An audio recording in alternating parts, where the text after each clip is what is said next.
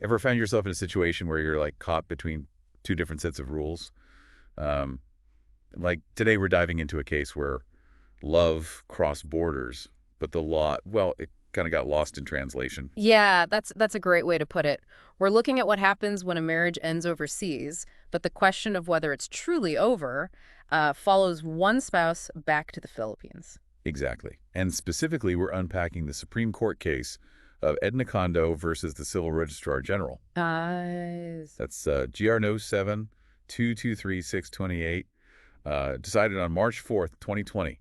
Buckle up, because this one takes us through a real legal maze. Yeah, it definitely highlights those gray areas that can pop up when international marriages hit a snag. So let's start with the basics. Edna and Katsuhiro Kondo, Filipina and Japanese national. They married in Japan in 1991 and even registered their marriage here in the Philippines. It seems like they took all the right steps to make things official on both ends. Right. But 9 years later, they divorced in Japan in 2000, so you'd think that would be the end of it. Here's where Philippine law throws a curveball. Divorce isn't generally recognized here, which puts Edna in a tricky spot. She's considered divorced in Japan, but potentially still married under Philippine law. It's mind-boggling how you can have two different legal statuses at the same time. So how did Edna try to sort this out? Well, she turned to the Philippine courts, hoping they would formally recognize her Japanese divorce. It makes sense, right? To have her status be consistent, across both countries? Absolutely. It'd be a nightmare to navigate life with these conflicting legal realities. So did the courts just rubber stamp her request? Not so fast. This is where things get interesting. Mm. Her initial petition was actually denied.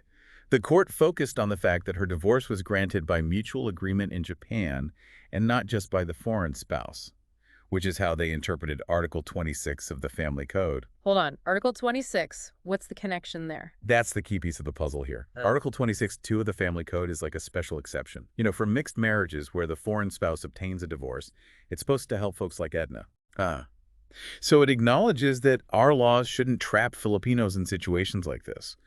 But the initial court didn't see it that way. It seems they stuck to a very strict reading of the law. But Edna, she didn't give up. She appealed the decision. That initial ruling must have been a blow to Edna. So what did the Court of Appeals make of all this? They actually agreed that Edna's divorce should be recognized under Article 26. Finally, some good news for Edna. It sounds like a step in the right direction. Did this finally clear things up for her? Not quite. There was another hurdle. Even though they recognized the divorce, the Court of Appeals pointed out that Edna hadn't submitted all the necessary paperwork. She needed to prove that her ex-husband Katsuhiro also had the right to remarry under Japanese law. Wait, so they wanted to peek into Japanese law too. Why was that important in a Philippine court? That's a great question, and it brings up this crucial concept of fairness. You see, the court wanted to ensure that both Edna and Katsuhiro had the same ability to move on and potentially remarry. They were looking for a level playing field for both of them. So not just recognizing the divorce itself, but making sure both parties had equal footing afterward. That's an interesting nuance. What happened next? Did Edna manage to produce this documentation? Well, that's where things take an even more interesting turn, and we'll delve into that in part 2 of this deep dive. Welcome back to our deep dive into the Edna Kondo case. Last time we left off, Edna was facing a new challenge, proving that her ex-husband could also remarry under Japanese law. It's almost like her quest for legal recognition became like a puzzle with these missing pieces.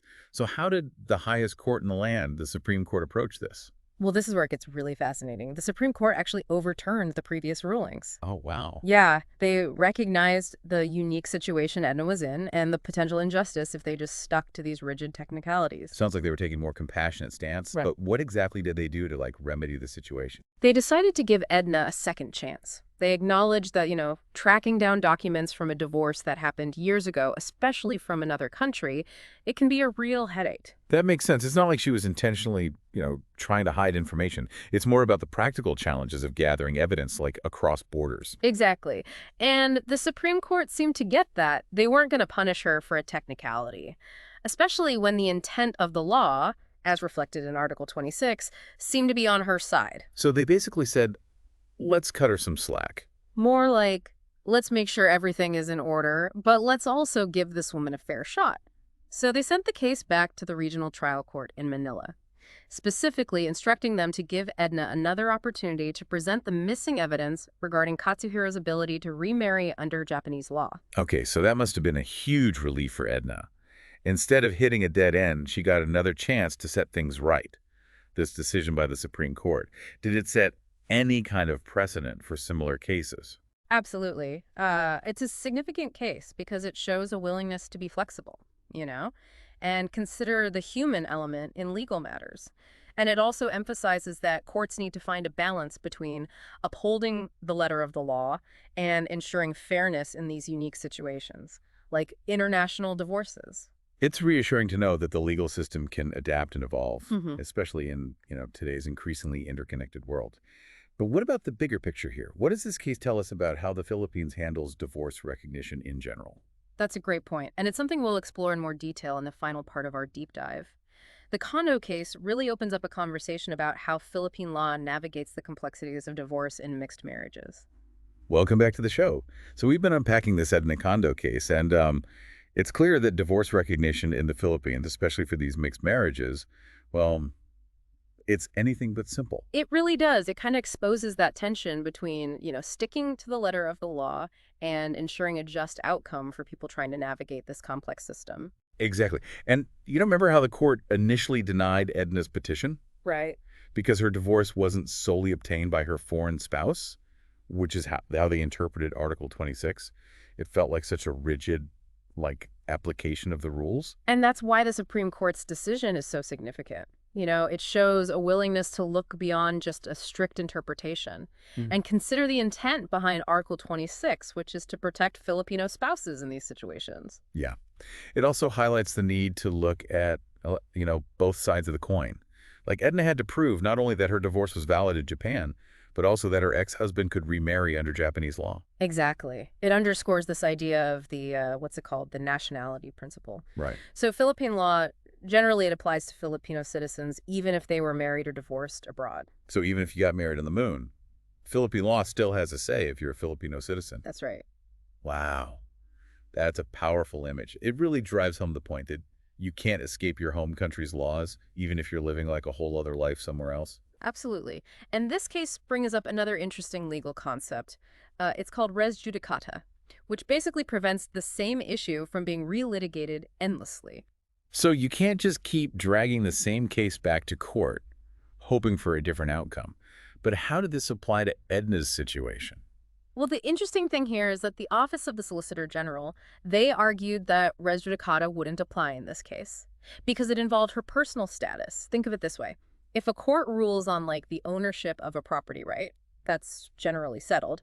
But personal status is more fluid. It can change over time, like through marriage or, as in Edna's case, divorce. So theoretically, even if the Supreme Court hadn't ruled in her favor, she could have potentially refiled her petition down the line. Yeah, potentially. But, as we've seen, the Supreme Court chose a more efficient and compassionate path, recognizing that dragging things out wouldn't benefit anyone. It feels like a victory not just for Edna, but for anyone caught in similar situations. It shows that the legal system at its highest level can be both fair and practical. And for our listeners out there, it highlights the importance of understanding the complexities of international divorce and the nuances of Philippine law. Don't assume things will automatically fall into place just because a divorce is recognized in another country. It's a reminder to do your research and seek legal guidance if you find yourself navigating these murky waters. This Edna Kondo case is a testament to the fact that justice can prevail, but sometimes it takes persistence and a willingness to challenge the system. So if this deep dive sparked any thoughts or questions for you, we'd love to hear them in the comments below. How do you think courts should balance legal technicalities with ensuring fairness in these cases involving international marriages? It's a tough question. And don't forget to hit subscribe to the deep dive for more fascinating explorations of law, society, and the stories that shape our lives. Until next time.